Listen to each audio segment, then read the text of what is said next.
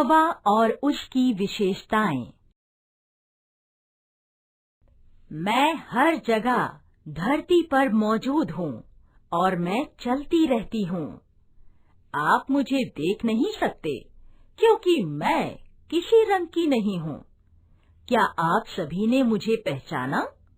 जी हाँ, मैं हवा हूँ और मैं आप सभी के जीवन में महत्वपूर्ण भूमिका निभाती हूँ। क्या आप सोच रहे हैं कि ये कैसे संभव है? आइए, मैं आपको उत्तराखंड के एक छोटे से गांव में ले चलती हूँ, जहाँ अंजू और आशु अपने पिताजी के साथ एक मेले में जाने के लिए तैयार हो रही हैं। इस वीडियो का उद्देश्य हवा के विभिन्न पहलुओं को समझना है। आओ बच्चों, जल्दी करो, मेला जल्दी ही बंद हो जाएगा। पिताजी, हम तैयार हैं। मैं अपनी साइकिल पर सवार होकर आना चाहती हूँ। ठीक है। ओहो, यह साइकिल नहीं चल रही है। पिताजी, मैं क्या करूँ? यह साइकिल इसलिए नहीं चल रही क्योंकि इसके दोनों टायर में हवा नहीं है। पिताजी, हवा न होने से टायर क्यों नहीं चलता? जब टायर में हवा भरी जाती है तो टायर फैल जाता है और उपयोग में आता है। ऐसी कई निर्जीव चीजें हैं जिन्हें हवा की आवश्यकता होती है। क्या निर्जीव चीजें वो है जो सांस नहीं ले सकती हैं? हाँ, वे सांस नहीं ले सकती, बढ़ नहीं सकती और चल भी नहीं सकती हैं। अभी चलते चलते बात करेंगे, नहीं तो मेले के लिए देर हो जाएगी। इस साइकिल को यहीं छोड़ दो।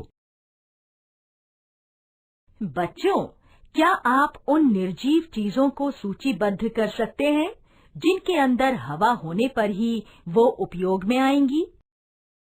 पिताजी, जिस प्रकार हम मनुष्यों को सांस लेने के लिए हवा की आवश्यकता होती है, क्या उसी प्रकार जीव जंतु, पेड़ पौधों को भी होती है?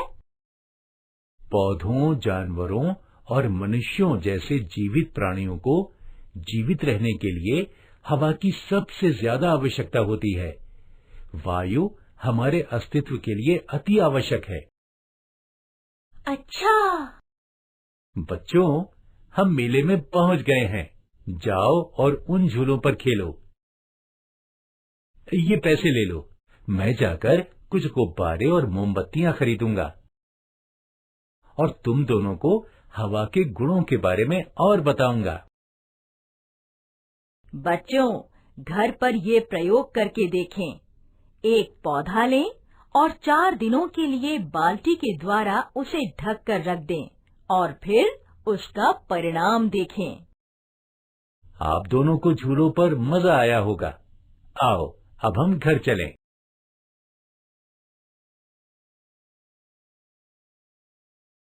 पिताजी, घर आ गया। अब बताइए कि आप ये गुब्बारे क्यों लाए हैं? मैं जानने के लिए उत्साहित हूँ। मैंने कुछ प्रयोग दिखाने के लिए ये गुब्बारे और मोमबत्तियां खरीदी थीं। मैं इन दोनों गुब्बारों में हवा भरूंगा।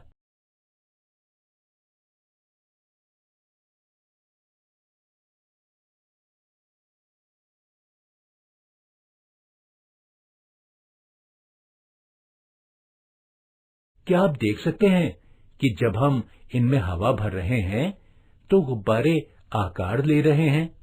यह क्या दर्शाता है? क्या आप दोनों में से कोई मुझे बता सकता है? मुझे सोचने दीजिए। क्या इसका मतलब है कि हवा गुब्बारों को आकार दे रही है? हाँ, तुम बिल्कुल सही कह रही हो। हवा के गुणों में से एक यह है कि हवा जगह को घेरने के साथ चीजों को आकार भी देती है। मैं अब इस छड़ी के दोनों सिरों पर एक एक गुब्बारा बांधूंगा और इन दोनों को संतुलित करूंगा। इसके बाद मैं एक गुब्बारे को सुई चुभाऊंगा। आपने क्या देखा? ये क्या है?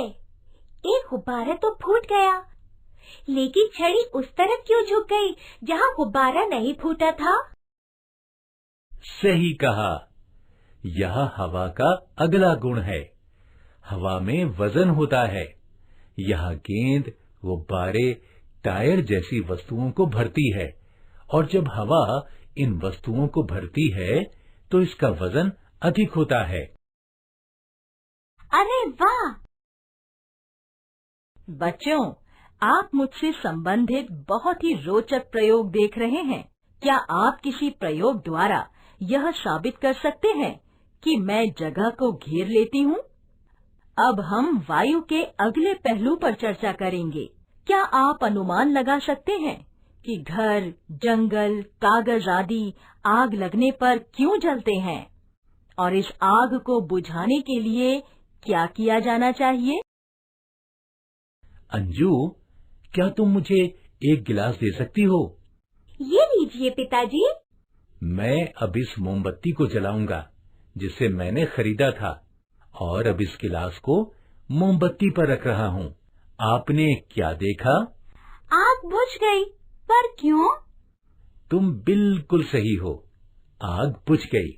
वह इसीलिए क्योंकि जलाने के लिए हवा आवश्यक है। जब हम मोमबत्ती पर गिलास डालते हैं तो हम हवा की आपूर्ति में कटौती करते हैं, बल्कि ऑक्सीजन की आपूर्ति करते हैं। इसीलिए मोमबत्ती ने तुरंत जलना बंद कर दिया। इसका मतलब ये है कि जलने के लिए हवा की जरूरत है। हाँ, हवा जलने में मदद करती है। जिस क्षण हम हवा की आपूर्ति काटते हैं, उसी क्षण वस्तु जलना बंद हो जाती है। वायु एक चमत्कारी चीज है। हाँ, तुम सही कह रहे हो। यह कहा जाता है कि सभी ग्रहों में से सिर्फ पृथ्वी पर जीवन है, क्योंकि यहाँ हवा और पानी है। और हवा की क्या विशेषताएं हैं? जैसे मैंने कहा, हवा जीवित चीजों के अस्तित्व का कारण है। गैसों के अलावा हवा में जल वाष्प और पराग शामिल हैं। मुझे लगता है हवा में जल वाष्प होता है जो बारिश का कारण बनता है। हाँ, तुम सही कह रही हो। वायु इसके साथ पराग लाती है जो फैल जाती है और वनस्पति और नए पेड़ों के जन्म के लिए जिम्मेदार है। बच्चों, कुछ मजेदार चीजें हैं जो हवा के बारे में जानने की जरूरत है। वो क्या है? जब खाना गर्म है तो तुम क्या करते हो? हम गर्म खाने को फूंकते हैं ताकि ये ठंडा हो जाए और फिर हम खा सके। सही है। सर्दियों में अगर आपको ठंड लग रही है तो आप क्या करते हैं? हम अपने हाथ मुंह के पास रगड़ते हैं और गर्म हवा फूंकते हैं। बिल्कुल सही। इस मामले में आप अपने हाथों को गर्म करने की कोशिश कर रहे हैं। यह अजीब बात है। एक बार हमने चीजों को ठंडा करने के लिए हवा को फूंका था और एक बार हमने चीजों को गर्म करने के लिए भी हवा को फूंका था। इसका क्या मतलब है? ऐसा क्यों होता है? क्या इसका मतलब ये है कि हमारे मुंह से गर्म और ठंडी हवा बहती है?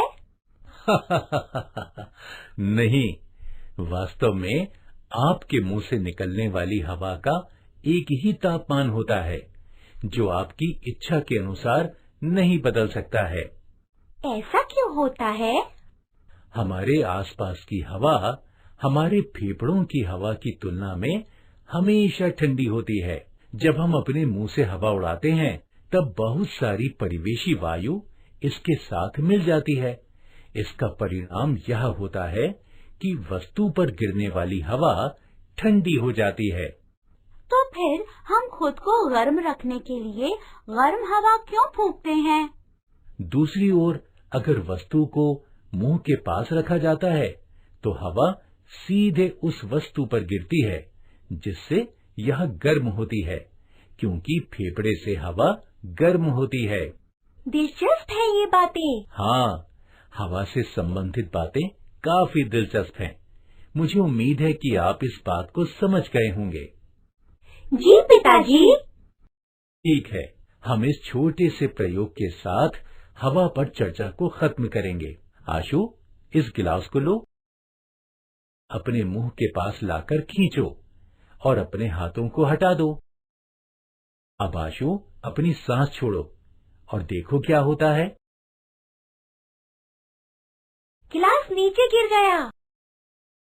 बिल्कुल। क्या आप जानते हैं क्यों ऐसा हुआ? इसका कारण यह है कि जब कांच के गिलास से हवा मुंह से खींची जाती है तो बाहर से आने वाली हवा गिलास पर दबाव डालती है और इसे मुंह में फिट रखती है। यह साबित करता है कि वायु दबाव बढ़ाकर डालती है। हवा के इस गुण का उपयोग होली के दौरान पिचकारी का उपयोग करने के लिए किया जाता है और डॉक्टर द्वारा एक इंजेक्शन का उपयोग करते समय भी किया जाता है। क्या कमाल का गुण है।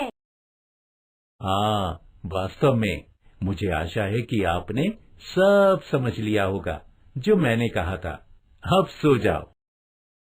इन प्रयोगों के लिए धन्यवाद पिताजी और शुभ रात्रि।